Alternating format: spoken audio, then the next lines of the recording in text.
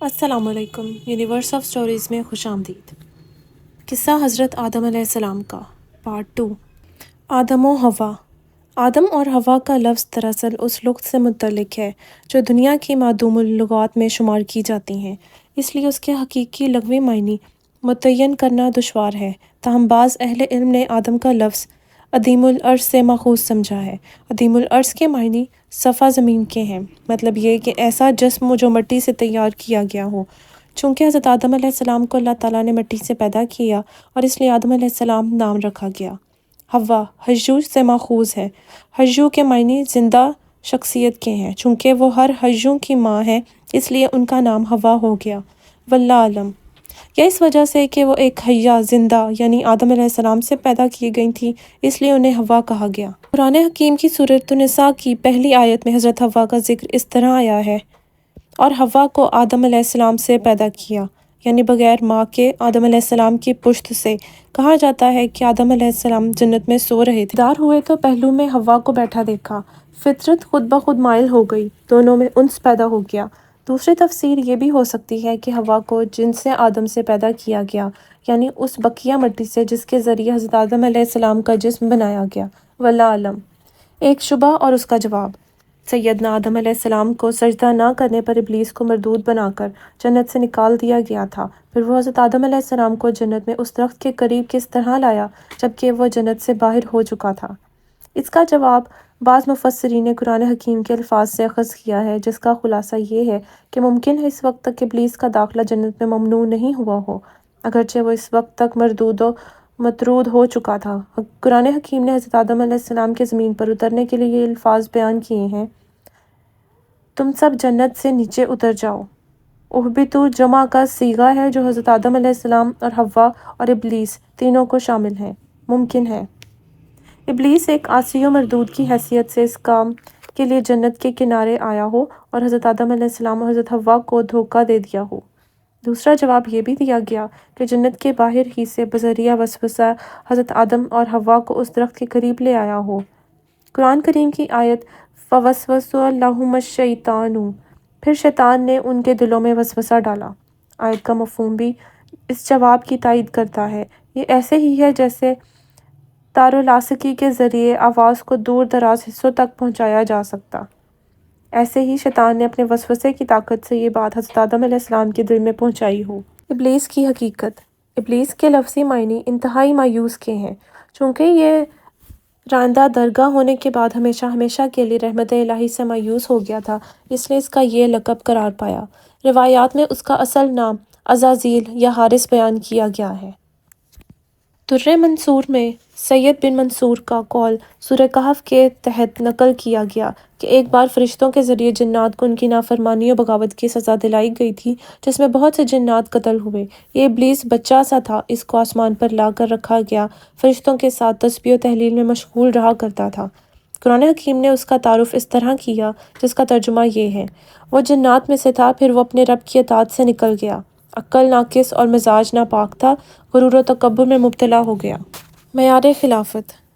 خلافت اہلیہ کا مدار کثرت و ذکر و شغل پر نہیں ہے، یعنی جو سب سے بڑا عبادت گزار ہو اس کو خلیفہ بنایا جائے، بلکہ کثرت علم و فہم پر موقوف ہے۔ خلافت کے لیے جہاں ذکر و عبادت ضروری ہے، وہاں بنیادی طور پر علم و فہم میں کامل ہونا بھی ضروری ہے۔ فرشتے چونکہ سراپا ذکر تسبیح تھے، اس لیے زمین کی خلافت کے لیے انہیں منتخب نہیں کیا گیا، بلکہ ایک ایسی مخلوق کو منتخب کیا گیا جو علم و فہم کی استعداد رکھتی تھی، اور وہ حضرت انسان ہے۔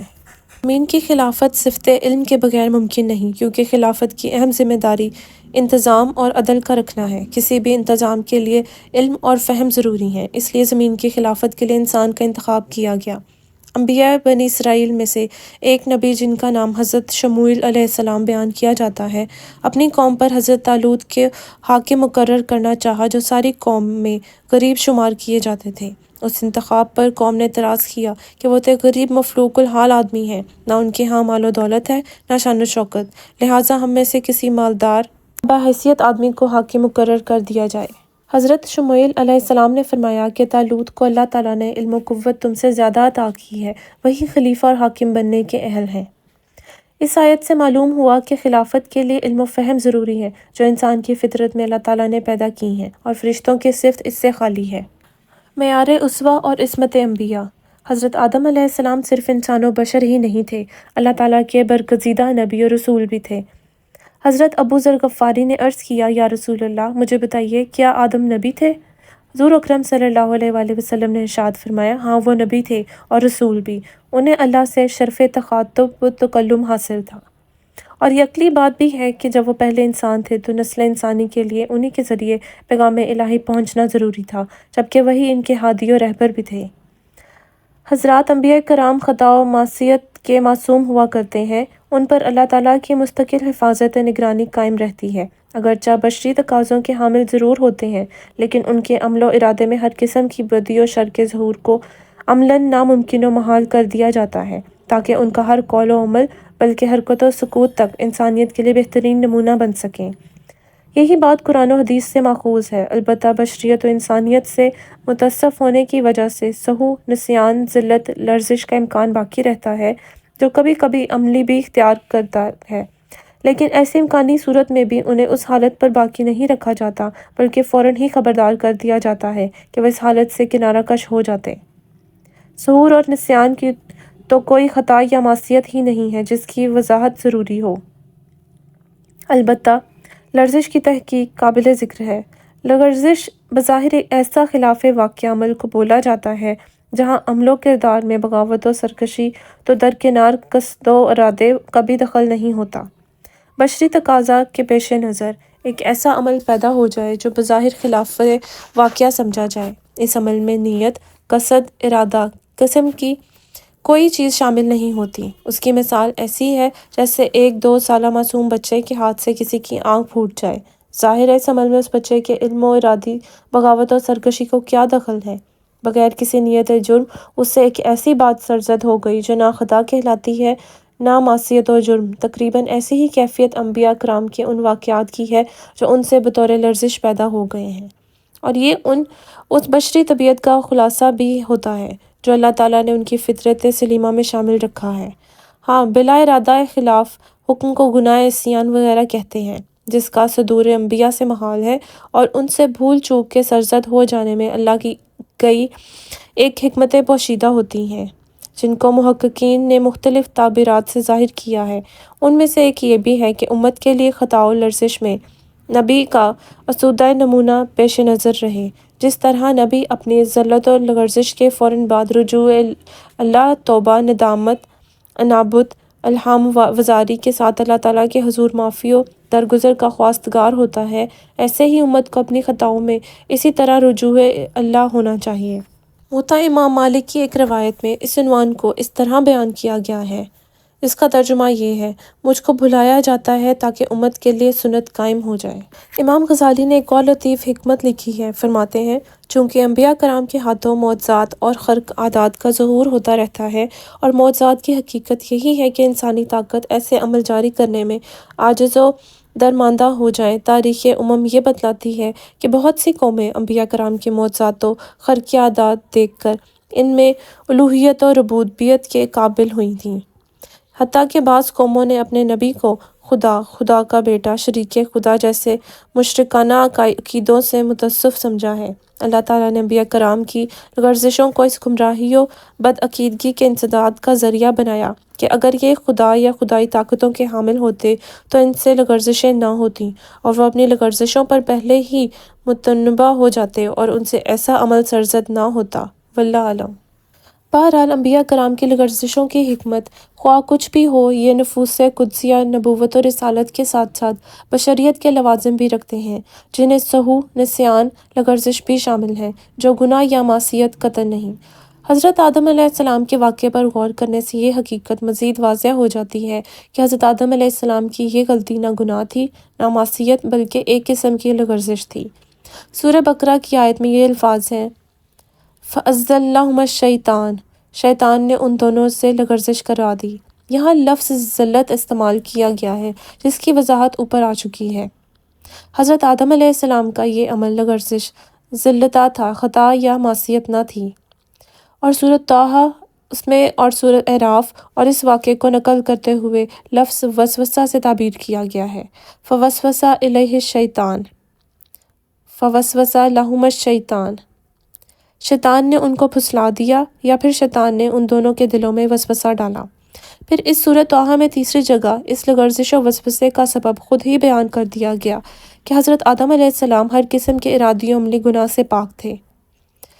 آج سورۃ طٰہٰ کی آیت کا ایک ترجمہ ہے، اور ہم نے اس سے پہلے آدم علیہ السلام کو ایک حکم دیا تھا مگر وہ بھول گئے، اور ہم نے اس عمل میں ان کا کوئی عزم و ارادہ نہیں پایا، یعنی آدم علیہ السلام کا درخت کے قریب ہونا قصدی و ارادی عمل نہ تھا بلکہ غفلت و بھول کا نتیجہ تھا۔ چنانچہ قرآن حکیم کی یہ تصریحات انبیاء کرام کی عصمت و پاک دامنی کو واضح کرتی ہیں کہ انبیاء کرام خطاؤں، معصیتوں اور ذنوب سے پاک ہوتے ہیں۔ یہی سلف و خلف کا عقیدہ ہے کہ اسی پر امت کا سودۂ عزم متفق ہو۔ البتہ بعض ناواقفوں کو سورۃ طٰہٰ کی آیت سے شبہ ہوا کہ حضرت آدم علیہ السلام سے معصیت کا صدور ہو اور وہ گمراہ ہو گئے۔ غالباً شبہ کی یہ وجہ ہوگی کہ آیت مذکورہ میں لفظ عصا اور غاویٰ مرکوز ہے، جس کا عام ترجمہ نافرمانی کی اور گمراہ ہو گئے لکھا جاتا ہے۔ مطلب یہ ہوا کہ حضرت آدم علیہ السلام نے نعوذ باللہ گناہ کیا اور گمراہ ہو گئے، لیکن حقیقت یہ ہے کہ بادی النظر میں ایسے ہی سمجھا گیا، مگر جب دیگر آیات کے ساتھ جو اس سلسلے میں موجود ہیں غور کیا جائے تو یہ شبہ بالکل ہی سطحی معلوم ہوگا۔ دراصل یہ ظاہری شبہ ہے جو محض الفاظ کا ظاہر سے پیدا ہوا ہے۔ قرآن حکیم میں بہت سے ایسے الفاظ ہیں جو 2 4 معنیوں میں استعمال کیے گئے ہیں۔ مثال کے طور پر ظلم کا لفظ گناہ، زیادتی، شرک کے معنی میں آیا ہے۔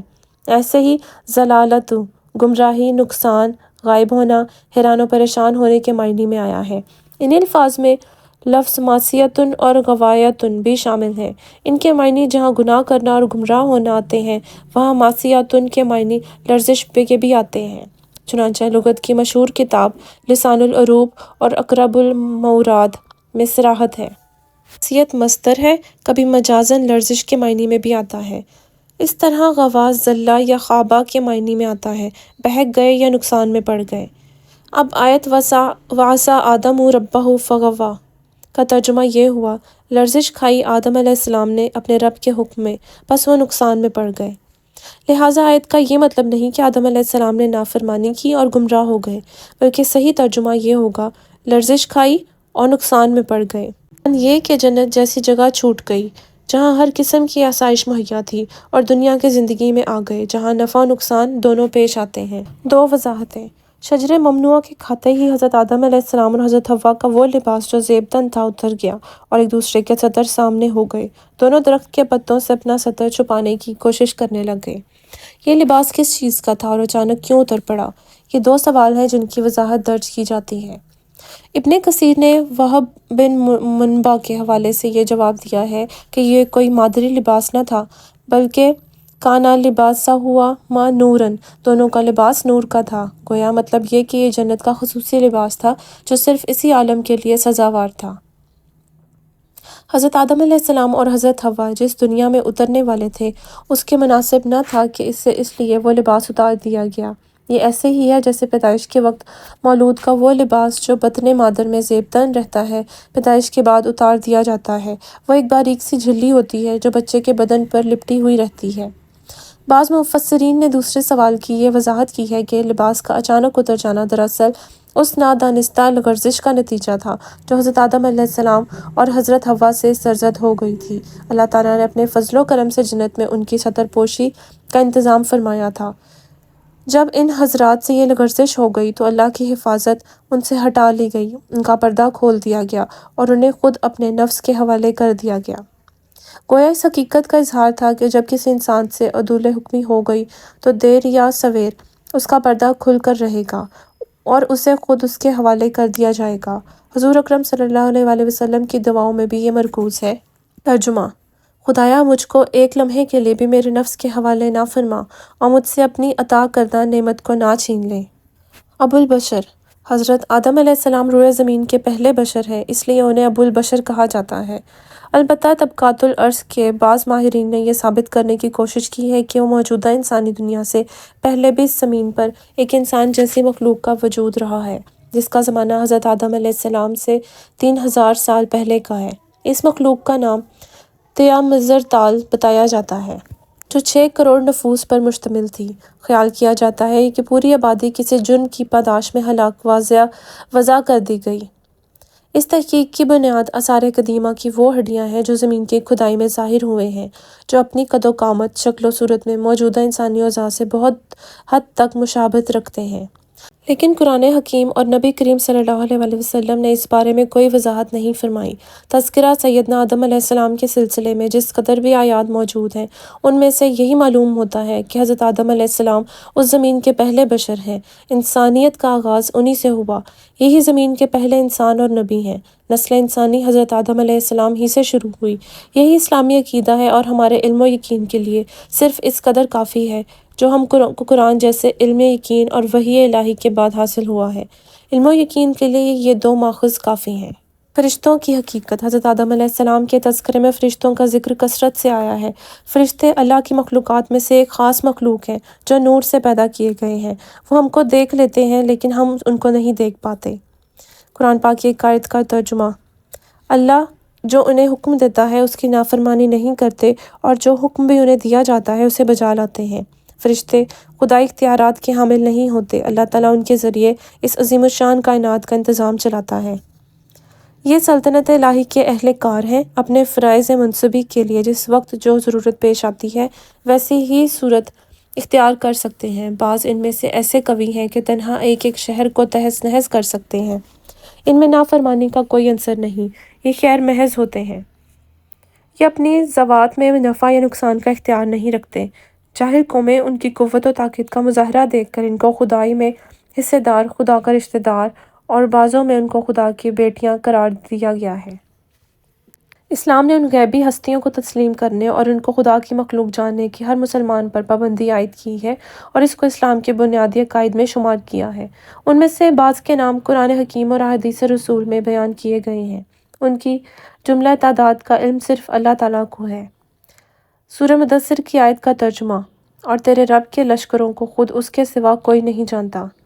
قرآن حکیم میں فرشتوں کا ذکر 86 آیات میں 88 مرتبہ آیا ہے۔ جنات کا تعارف۔ فرشتوں کی طرح جنات بھی اللہ تعالیٰ کی مستقل مخلوق ہیں۔ ان کی تخلیق میں آپ کا عنصر غالب ہے اور یہ بھی مختلف شکل اختیار کر سکتے ہیں۔ ان میں نیک و بد دونوں قسم ہیں۔ شریعت الہی کے یہ بھی مکلف پابند ہیں۔ رسول اللہ صلی اللہ علیہ وسلم ان کی طرف بھی مبعوث فرمائے گئے ہیں، اسی لیے آپ کو رسول الثقلین، جن و انس کے رسول کہا جاتا ہے۔ آپ نے ان کے شہروں کا بھی سفر فرمایا ہے۔ احادیث میں ليلۃ الجن کا تذکرہ آیا ہے۔ روایت حدیث سے معلوم ہوتا ہے کہ آپ نے 5 دفعہ جنات کی دعوت پر ان کے شہروں کا سفر فرمایا اور ان کے قبائل میں اسلام کی دعوت دی ہے۔ سینکڑوں جنات نے اسلام قبول کیا۔ ان کے وفود آپ صلی اللہ علیہ وسلم کی خدمت میں حاضر ہوتے تھے اور آپ صلی اللہ علیہ وسلم سے اسلام و ایمان کی باتیں معلوم کرتے تھے۔ کتب حدیث میں جنات کے بعض خاص احکام بھی مرکوز ہیں۔ قرآن حکیم میں ایک مستقل سورہ جن مرکوز ہے اور سورۃ الاحقاف کا آخری رکوع بھی انہی سے متعلق ہے، جس کا ترجمہ یہاں قابل ذکر ہے۔ اے نبی، وہ واقعہ بھی قابل ذکر ہے جب ہم جنات کی ایک جماعت کو آپ کی طرف لے آئے تھے تاکہ وہ قرآن سنیں۔ پھر جب وہ اس جگہ پہنچے جہاں آپ قرآن پڑھ رہے تھے تو انہوں نے آپس میں کہا، خاموش ہو جاؤ۔ پھر جب قرآن کی تلاوت ختم ہوئی تو وہ خبردار کرنے والے بن کر اپنی قوم کی طرف پلٹے۔ انہوں نے کہا، اے ہماری قوم کے لوگوں، ہم نے ایک کتاب سنی ہے جو موسیٰ علیہ السلام کے بعد نازل کی گئی ہے، تصدیق کرنے والی ہے، اپنے سے پہلے آئی کتابوں کی رہنمائی کرتی ہے حق اور راہ راست کی طرف۔ اے ہماری قوم کے لوگوں، اللہ کی طرف بلانے والے کی دعوت قبول کر لو اور اس پر ایمان لے آؤ۔ اللہ تعالیٰ تمہارے گناہوں سے درگزر فرمائے گا اور تمہیں عذاب علیم سے بچائے گا۔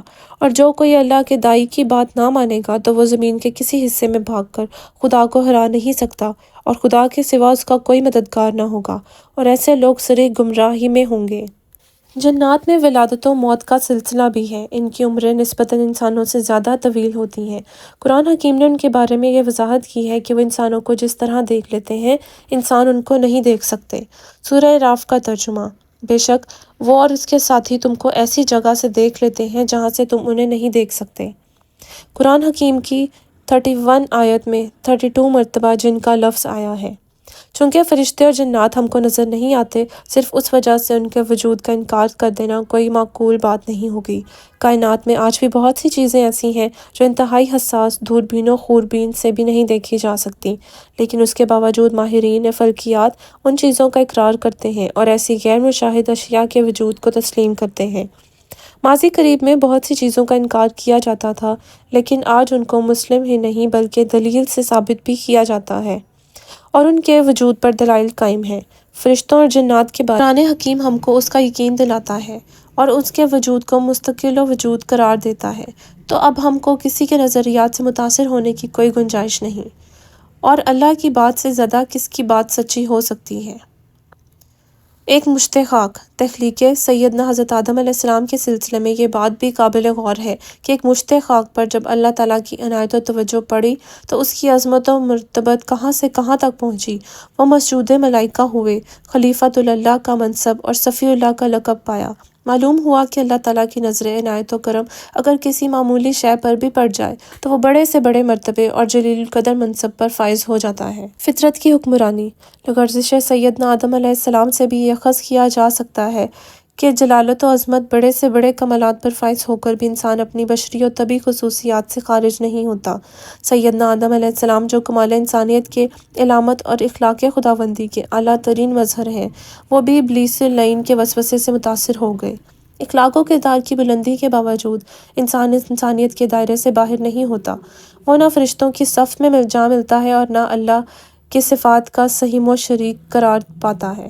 توبہ کی سنت خطا کار ہونے کے باوجود اگر انسان ندامت کے ساتھ اللہ کی جانب رجوع کر لے تو اس کے لیے باب رحمت بند نہیں ہوتا، اور اللہ تعالیٰ کا یہ قانون قیامت تک کے لیے انسانوں میں جاری کر دیا گیا ہے کہ خطا ارادتاً ہو یا سہواً، چھوٹی ہو یا بڑی، دل کی ندامت کے ساتھ اللہ کے حضور معافی چاہی جائے تو نہ صرف معافی ہو جائے گی بلکہ قرب الہی نصیب ہوگا۔ سیدنا آدم علیہ السلام موجودہ زمین کے پہلے انسان ہیں جن سے توبہ کی سنت نسل انسانی کو ملی۔ تذکرہ سیدنا آدم علیہ السلام کا ایک خصوصی پہلو ہے جس کو قرآن حکیم نے ظاہر کیا ہے۔ تذکرے کا عبرتناک پہلو بارگاہ الہی میں بغاوت، گستاخی، عدول حکمی، غرور، تکبر ایسے خطرناک نتائج پیدا کر دیتے ہیں جس کا ازالہ ممکن نہیں ہوتا۔ ابلیس کا یہ واقعہ عبرتناک واقعہ ہے۔ ہزاروں سال کی عبادت و بندگی، مقدس فرشتوں کی معیت، آسمانی قیام اور جنت کا قرب، سب کے سب ایک عدول حکمی میں خاک آلود ہو گئے۔ تذکرہ سیدنا آدم علیہ السلام کا یہ خصوصی پہلو عبرت معوذت میں ایک عظیم درس کی حیثیت رکھتا ہے۔ اللہم ارنا الحق حقا وارزقنا اتباعہ۔ تو جی ویورز، امید ہے کہ آپ کو حضرت آدم علیہ السلام کے واقعے سے بہت سی چیزیں سیکھنے کو ملی ہوں گی، بہت سے ایسے چیزیں جو ہمیں اتنی کلیئر نہیں ہوتی، امید ہے کہ اب آپ کو کلیئر ہو گئی ہوں گی۔ تو انشاءاللہ ملتے ہیں نیکسٹ ٹاپک کے ساتھ، تب تک جس نے ہمارے چینل کو ابھی تک سبسکرائب نہیں کیا یونیورس آف سٹوریز کو، کائنڈلی اسے سبسکرائب کریں اور اسے لائک کریں۔ تھینک یو سو مچ۔ اللہ حافظ۔